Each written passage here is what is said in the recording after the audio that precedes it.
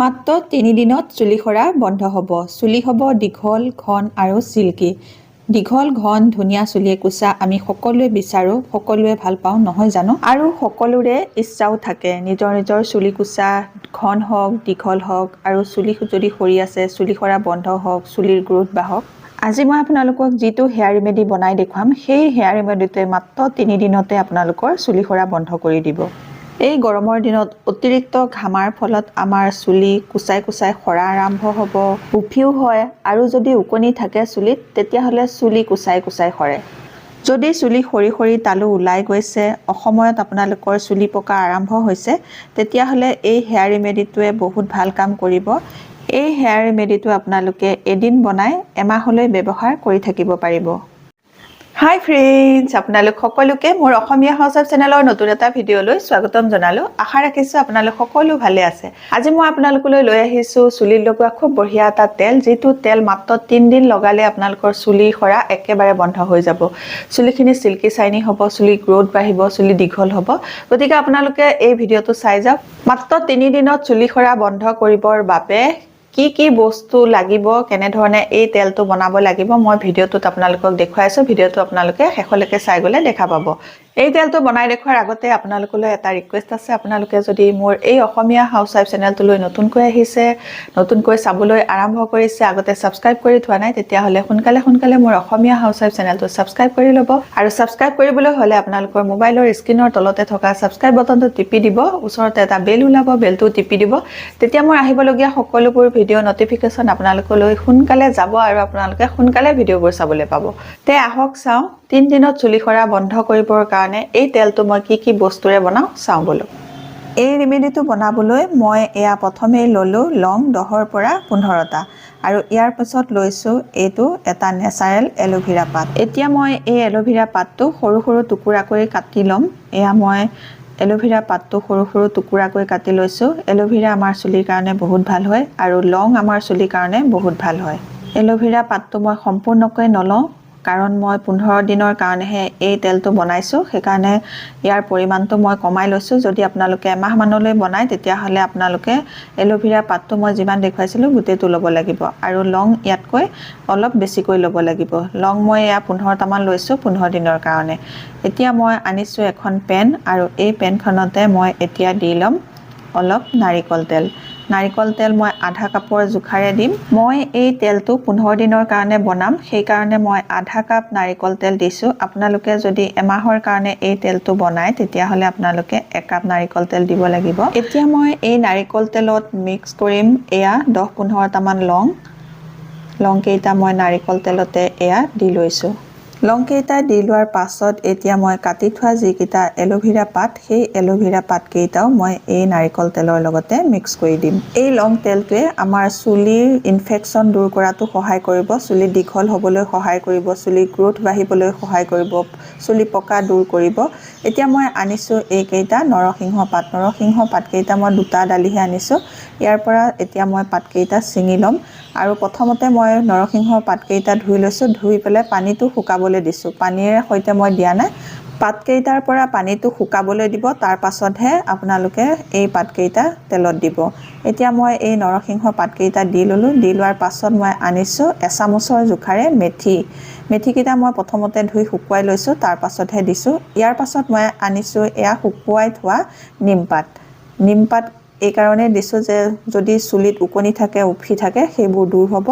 ওকণি দূৰ হোৱাৰ কাৰণে নিমপাত বহুত ভাল হয়। এতিয়া মই গোটেইকেইটা বস্তু দি ৰেডি কৰি ল'লোঁ। আপোনালোকক মই ভালকৈ দেখুৱাই দিছোঁ তেলৰ পৰিমাণটো, যাতে গোটেইকেইটা বস্তু এনেকৈ তেলত ডুবি থাকে। নাৰিকল তেলটো আপোনালোকে এই জোখটোতে দিব। এতিয়া মই এই পেনখন গেছৰ ফ্লেমটো অন কৰি উঠাই দিছোঁ। গেছৰ ফ্লেমটো মই একদম ল'ত ৰাখিছোঁ। ল'ত ৰাখি পেলাই মই এই তেলটো বনাম। এতিয়া লাহে লাহে লৰাই থাকিব লাগিব, যাতে তলত লাগি নধৰে। খুব লৰাই থাকিব। নাৰিকল তেলত মই যিকেইটা বস্তু মিক্স কৰিছোঁ, গোটেইকেইটা বস্তুৱে আমাৰ চুলিৰ কাৰণে বহুত বেছিকৈ ভাল হয়। সেইকাৰণে আমাৰ চুলিখিনিয়ে এই তেলটো লগালে এটা শক্তি পাব আৰু চুলি সৰা বন্ধ হ'ব, চুলিৰ গুৰিটো মজবুত হ'ব, চুলি গ্ৰোথ বাঢ়িব, চুলি দীঘল হ'ব আৰু চুলিত উফিও নহ'ব। এতিয়া এই তেলখিনি উতলিবলৈ আৰম্ভ কৰিছে।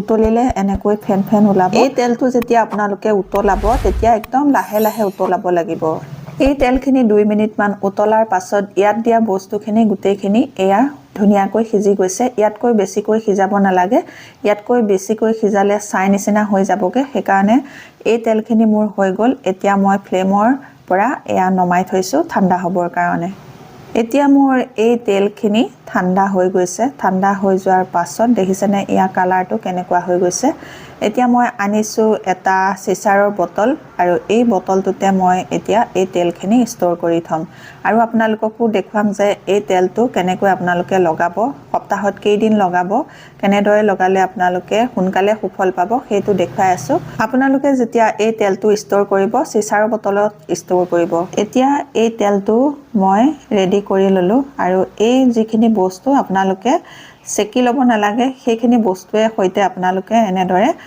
বটলত ভৰাই থৈ দিব আৰু আপোনালোকে যেতিয়া এই তেলটো চুলিত লগাব দেখিব আপোনালোকৰ চুলিখিনি পিছল পিছল লাগিছে কাৰণ ইয়াত এলোভেৰা পাতটো দিয়া হৈ আছে আৰু ইয়াত দিয়া আছে মেথি অলপ পিছল সেইকাৰণে আপোনালোকে যেতিয়া চুলিত লগাব তেতিয়া আপোনালোকৰ চুলিখিনি সিল্কি আৰু শাইনি হ'ব এইটো কেনেকৈ লগাব সেইটো এতিয়া মই আপোনালোকক দেখুৱাই আছো এতিয়া আপোনালোকে দেখিলে এই তেলটো মই কেনে ধৰণে বনালো কি বস্তু ইউজ কৰিলো গুটেই কেইটা বস্তু আমাৰ চুলিৰ কাৰণে বহুত ভাল হয় এই গুটেই কেইটা বস্তু যদি মিক্স কৰি আপোনালোকে এনেদৰে এটা তেল বনাই চুলিত লগাই তেতিয়া হলে আপোনালোকৰ চুলি খৰা বন্ধ হৈ যাব চুলি যদি আপোনালোকৰ কুচাই সৰিবলৈ ধৰিছে তেতিয়া হলে সেই চুলি খৰা একেবাৰে বন্ধ হ'ব আৰু চুলিৰ গ্ৰোথ বঢ়োৱাত সহায় হ'ব চুলি দীঘলো হ'ব যদি আপোনালোকৰ চুলি খুব বেছিকৈ সৰিছে তেতিয়া হলে আপোনালোকে এই তেলটো বনাই ৰেগুলাৰ ব্যৱহাৰ কৰিব ৰেগুলাৰ ব্যৱহাৰ কৰিলে অতি সোনকালে চুলি খৰা একেবাৰে কমি যাব সকলো মানুহে তেল সদায় চুলিত লগাবলৈ অসুবিধা হয় কাৰণ কিছুমানৰ অফিচ থাকে কিছুমানৰ নিৰ্দিষ্ট কাম থাকে ঘৰৰ পৰা বাহিৰলৈ ওলাই যাব লগা হয়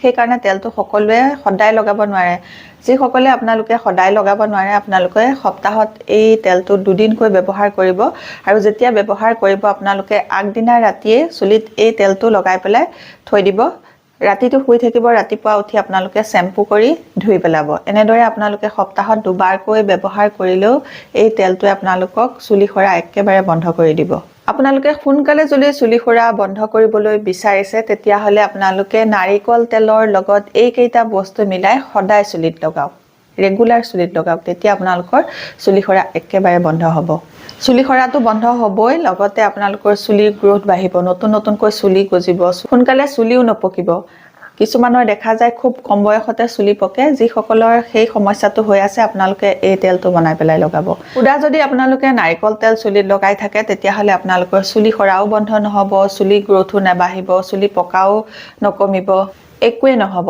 গতিকে নাৰিকল তেলৰ লগত আপোনালোকে এই কেইটা বস্তু মিলাই চুলিত লগাবলৈ আৰম্ভ কৰক চুলি খৰা একেবাৰে বন্ধ হৈ যাব আৰু এইটো লগাওতে আপোনালোকে চুলিৰ গুৰিত লগাই অলপ মাসাজ কৰি দিব এতিয়া মই আপোনালোকক অকণমান লগাই দেখুৱাইছো মোৰ চুলিত লগোৱা হৈ আছে এতিয়া এনেকৈ অকণমান লব লৈ পেলাই চুলিৰ গুৰিত এনেকৈ লগাব লগাই 1 মিনিট আপোনালোকে মাসাজ কৰিব এনেকৈ যদি মাসাজ কৰি আপোনালোকে চুলিৰ গুৰিত এই তেলটো লগাই চুলিয়ে খুব বঢ়িয়া এটা শক্তি পাব আৰু চুলিখিনি গ্ৰোথ বাঢ়িবলৈ সুবিধা হ'ব চুলি খৰা বন্ধ হ'ব